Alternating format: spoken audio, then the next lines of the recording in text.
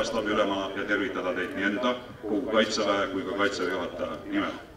Tänan veel kord õppust üldjuhti, tema staapi, kõiki alluvaid staape, kõiki osalenud üksusi brigaadist alla kompaniirühmani Jaani välja, kõiki ohvitsere, allohvitsere, sõdureid. Läbi teie saan ma tänada kõiki, ka teie koduseid, kes toetasid moraalselt, kõiki tsiviilstruktuure, ja ka kohalikke omavalitsusi, kes meid oma maadel ja installatsioonidel lubasid tegutseda.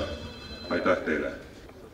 Kõige selle taustal ma ütlen nüüd, et on ainult üks asi, mis peaks veel olema see kirstordil. Kui lisaks Kaitseväe juhtkonnale ja NATO kindralitele ja Vabariigi valitsusele olete ka teie rahul ja viite selle sõnumi tagasi, et meil läks hästi, siis see on see, mida ma palun teha.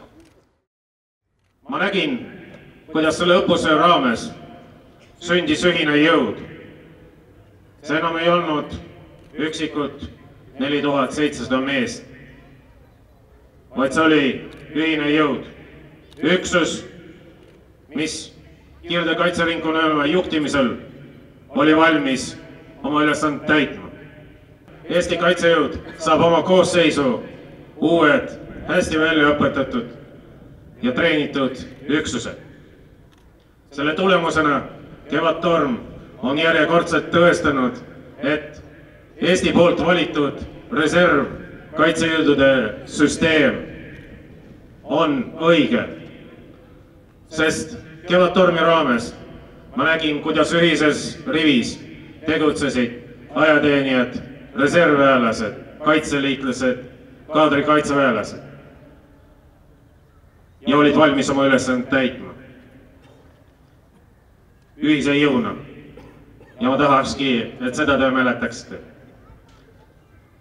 Teie jaoks on ajateenistus peaaegu lõppemas, aga ma ütlen teile ka tere tulemas reservväelaste rivi. Sest teie teenistus Kaitseväes alles algab.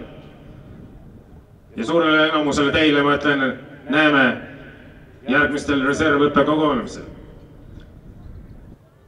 Ma kindlasti tänan kõiki kohalikke elanikke, kes selle õppuse käigus näitasid toetust ja võimaldasid meile oma õppust korraldada ja läbi viia. Ja ma arvan, et ka see on märk sellest, et see kaitsesüsteem on õige ja toetust rahva poolt sellele süsteemile on täiesti olemas.